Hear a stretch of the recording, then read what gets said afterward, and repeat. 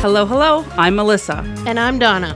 We're here sharing what we've learned as women, entrepreneurs, and moms. All while rocking our curves with confidence. It's a behind-the-scenes look at our lives and businesses. And a chance to tell our younger selves, go do the things that scare you.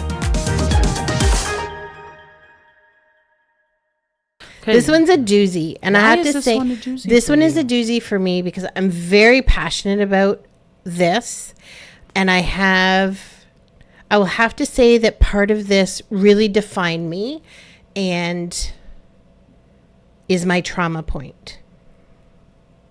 Saying no? Saying no. Really? Yep. Please do tell. So, I'm very passionate, I think is the word, to the point of like angry about teaching our young women to say no. Teaching them at a young age that it's okay to say no if someone wants to kiss you, even if they're a family member, and it's supposed to be like no. No is a complete sentence. No is as a teenager, as things start changing, no. Like no, no, no. As a young adult, to bosses that ask you to work too late, to like that you're sacrificing your health with it. And I'll tell you, my journey. And this I've struggled with. Do I want to say this? Do I not want to say this? And I go back to the point of why are we doing this podcast? And it is to tell our younger selves. Okay. What would you tell your younger self? As a budding 12, 11, 13-year-old, I had a grandfather that would French kiss me. You're going to make me cry. And grab my boobs.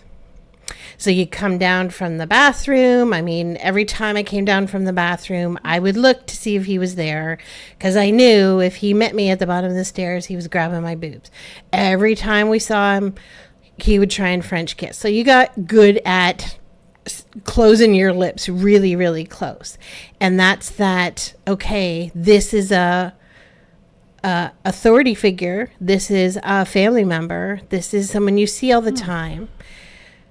When I was around, and I don't remember the exact age, I'm going to say 13.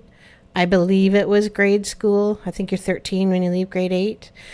We were at the cottage, and my grandfather was an alcoholic. He was a diabetic, and he was an alcoholic. They do not mix well. So, you know, years of family adventures, the get-togethers that end up in alcohol fighting and all that, right? So it's just a volatile situation. So we're up at the cottage. He's up there. And, you know, as your parents get older, you care for them. So my parents are caring for them when they're with them because they're late 70s, early 80s. I don't even know. I remember we're out on the beach. I go in to get something. He's in there sneaking booze, which he's not supposed to be having. And I'm in the kitchen. I'm in my bathing suit. And he chases me around the table. And he sticks his hands in my pants. Yeah. As a child, I don't think I knew at the moment what was going on. But I can picture the bathing suit I was wearing. I can picture the table.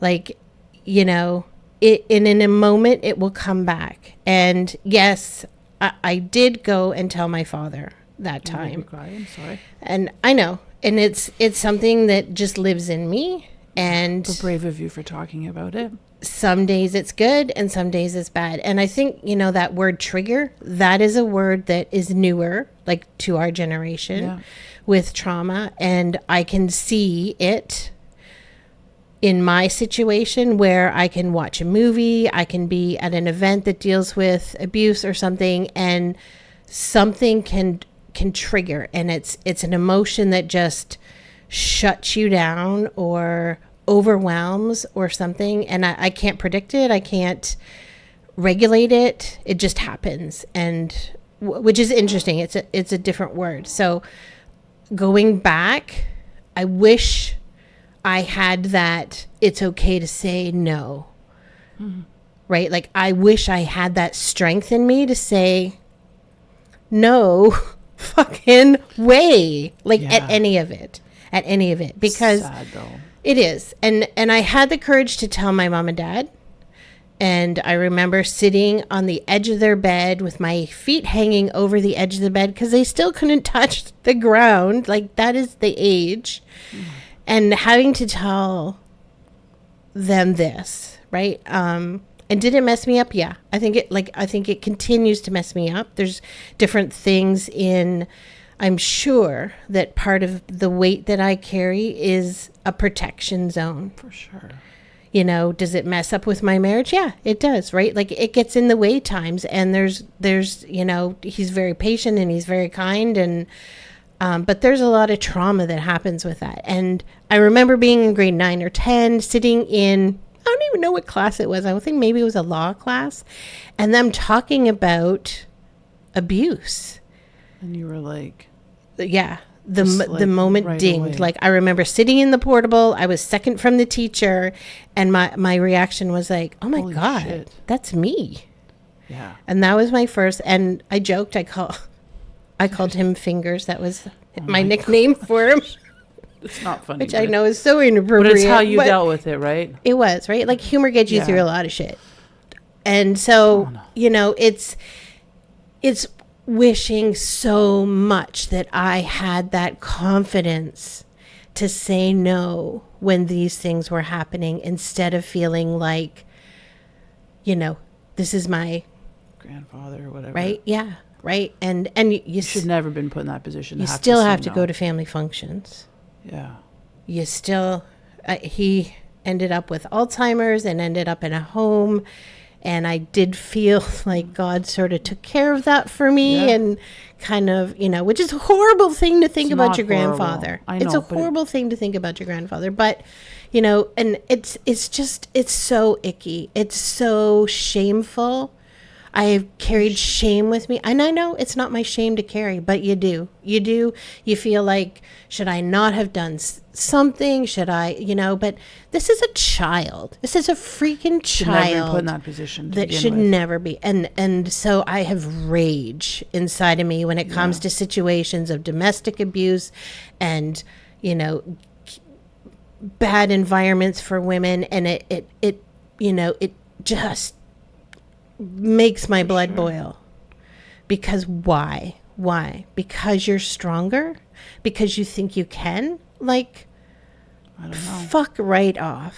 Pardon the French, but it just makes me so angry. So, you know, my children, when they went away on their first away trip, Yeah. I can't even tell you the panic that Sure, I I can see had. that. You know, never did I let my children sleep anywhere that I didn't know was safe and protected. And you never know 100%. But when No. they went away, I sent my children with a fork in their suitcase. And I said to them, if anybody touches you, you stab them with the fork. It'll leave marks so people know what happened. Yeah. And you call me Smart. right away. But you're not going to sever an artery. Hopefully. You may just sprinkle a little Oh my bit. gosh, But Donna. that's a, you know, when Mel Robbins talks about the lens that you see life through is different from others. And you Yeah. have to be really, like, because I can guarantee you that 30 other mothers in that room never thought, oh, I'm going to send my kid with a No. fork because... Yeah. This happened. like to what me. happens, right? And there probably is some other one in that room that deals with it differently. It happens, like mine, I feel like was very top level of what could have happened, right? And that was it, the situation? Yes. You was done at that? It was. So, Your parents dealt with it? well, interesting enough. So my parents and I had a very tumultuous teenage years, and, you know, trauma going on, stuff going on, finding my own way. My father was very, boys can do everything and girls can't, and I'm very, oh yeah, watch. We can, especially with Look going at through me. that. Yeah. Right. So there was a lot of friction with that. What I didn't know in the therapy that happened in my early 20s was that my father talked to my grandmother and said, look, never again can this ever happen. But I didn't know that. So I spent the next 4 or 5 years In fear. just not knowing that anyone was taking care of the situation. And I still had to go to family functions. So it was like it never happened. So looking back And I told my folks, I said, I wish I had known. Yeah. Like, to me, it felt like no one cared. And they did. I'm sure, I can't even imagine how they would feel finding that out. I did have a cousin that took her life when she was in high school on that side of the family. And that was okay, is something going on with someone else? Because that family was much closer to my grandfather. So at that time, I reached out to my girl cousins and I said, okay, if you have had any of this, like, you need to talk to someone and you need to. But other than that, other than my close high school friends, nobody really knew. Your kids know? I think I kind of had a conversation, and that's the thing, right? Like, you don't want to lay that on people. No. It's hard. It's a lot. It is a lot. People, it's just icky, right? Like, it's so icky. You're brave for talking about it. Well, I don't think I'm brave. I think, like, as we are doing, like, our younger people need to know that, okay, like, I've had a wonderful life. I have had a wonderful life. And as much as that happened, I know, it made me much stronger. Because by the time I finished high school, man, I had a whole list of things that I did not want in a boy. Nope. Like, no. So when I got together with Sean, I was like, okay, this is me in a nutshell. This is what I've been through. And like, no. Wow. If you're good with that, then okay, let's go. Good for you. Well, thank you for sharing that. And it's brave. I still say it's brave. It's so important to tell our younger girls that, you say no. You say no so many times. You do. I don't have girls, so it's interesting. But on the other side of that token, as a boy mom, I've had this conversation with the boys, and I've talked about it in many respects. Like I said, if you are with somebody, whether it's a male or a female, whoever you're with, I said, there is no being with that individual when they are under the influence of alcohol or they're under the influence of drugs. And a no is a no, no matter where you are in that process of the moment, whether it's at the beginning, whether it's you are almost finished, whether you are done. Like, a no is a no, and that means stop. I don't give a shit. Like, I don't tolerate it, and I'm not in that situation, but I've talked to them every single time they've gone out, or I'm going to go meet this person, or I'm going on a date, or this is happening. And I started that really young, Which very, is very so young. Important, right? And if we don't have the conversations, then the bad stuff, like, nobody, because it's uncomfortable to talk about the bad stuff. It's very uncomfortable, but I think everyone needs to talk about it. And that's one thing that I've talked about with my boys. I pride myself on honesty, open conversations. My mom was very open about a lot of things. We talked about a lot of different things. And I said, I'm not going to be that parent that doesn't talk about it, because it could be any situation, right? It can be, right? Like, it could be just your, like I said, even just a hand on the leg. No is no, or it's a put my arm around you. No, a hug. No, like, a no is no. No, like, it doesn't matter what it is. Like, yeah. And it happens at different levels. It happens, like, it could be just a total random stranger. Like, you hear horrible stories about women. It could be a partner that is just, right. Like, and it's true. Yeah. Like, you should never ever feel like you have to succumb and have to give of yourself. So yes, teach and no to both boys and girls. It is a big one. I had a boyfriend once, and I remember he wanted to kiss me, and I was like, no. And he was like, I want to kiss you. And I was like, no. And he grabbed me and he kissed me, and I have, like, a tooth, like, is broken, my teeth hit his teeth. And I was so livid. And I remember when punch him in the face. I know, but when I first met Paul was like, why are you kissing me? And I'm like, not ready for that. I'm not ready for that. That's not something, like, that is in, like, I was so uncomfortable to kiss Paul when I first met him. And I think it's just, like, even now to think about it, like the flashbacks, it's like, I remember where I was, my parents' basement, and he was someone that I had dated previously, and it's just like, what the hell, man? And I remember Paul being like, why don't you want to kiss me? I'm like, has nothing to do with you. And I remember when I told him, he was like, oh, I understand. And he was always like, no worries, no rush. Like, Yeah. it is what it is. But Donna. So Yeah. teaching no is pretty, a little bit a little bit. Yeah, but it's a psycho good thing, about it, right? but No in yeah. all aspects is important It thing. is. Right? And you say no to your boss, right? There's so many people work so many hours because they feel they have to. Or I was in a position where I work with someone too, and it's like, can you work for me here in real estate? Can you do the stuff in my own house after? Like, it became, there's lines, not bad lines, but it's like it carried over from work to personal life and helping with stuff. And it's like points that get too much, and you're like, ugh, like, why can't I say no? Like, why can't I say no? And they're like, are you trying to impress someone, or is it the moment? But yeah, good for you. Thank you for sharing that. Kind of like rocked my core again. The second thing today that rocked my core. It's one of those things that you really don't want to have to talk about. And I joke, but it's real, that it's like having that closet with all those balls in it, and if you open that closet, all the balls fall out. Does it feel good to talk about it though? No, it never feels good to talk about it. And so that's why I've struggled as we've gone through this podcast. Do I, don't I? But the message behind it is that, yes, if you are a young girl and anything is happening to you, you need to tell someone. You need to say no. You do not have to live like that. There's a lot going on right now. There is. A lot of like human trafficking. Yes. And these young girls that are like all of a sudden. And I think social media just amplifies that.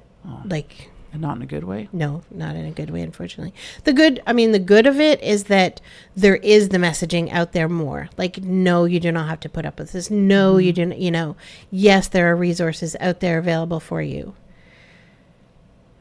Although, like, there's always evil, there's always bad things that happen, and that is part of life, and you have to be able to get through them, because getting through them, like, I look back and I think, I've had such a beautiful, wonderful life. Yeah.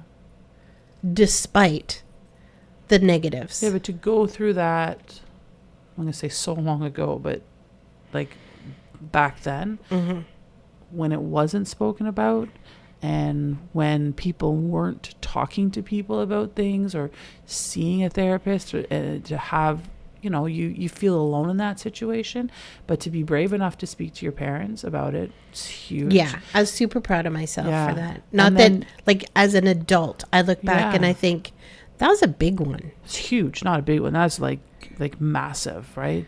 And then to go through therapy at such a young age, right? Because even therapy wasn't really spoken about. Therapy was interesting because I went to therapy as a teenager because of the volatility with my parents and me. And I'm sure, a good portion of it had this trauma built in there, but just hidden, like not really knowing what I was dealing with. And I don't think like they knew what dealing with. I mean, my father came from he was abused as a kid, and eventually he stood up to his father, and my father broke that cycle. He never ever hit us, I am so proud of him for that. Huge. Yeah, that's a big thing. That's really big. To stop. Yeah. Wow. I didn't know that about you, Donna. Thank you for sharing that. Well, that's a real happy. I know, and like I don't want to be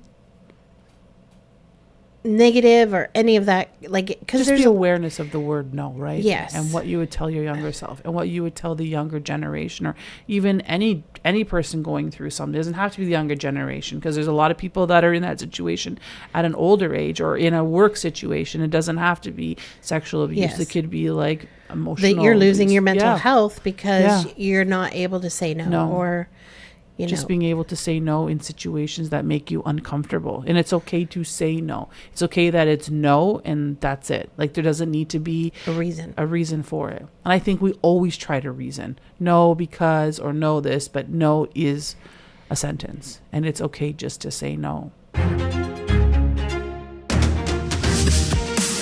Thank you for joining us today at the NUCKING FUTZ podcast. If you like this podcast, please share by liking and subscribing. Feel free to leave any comments and reach us at hello@thenuckingfutz.com. Just a reminder, this podcast is for entertainment purposes only. If you are struggling, know that you are not alone. Please reach out for professional help. You can join our newsletter at thenuckingfutz.com to follow our journey. Looking for Donna at work? You can find her great leggings and leisure wear as well at She's Got Legs. Looking for me, Melissa Hall? You can reach me at Brag About It Jewelry or I am Melissa Hall for real estate.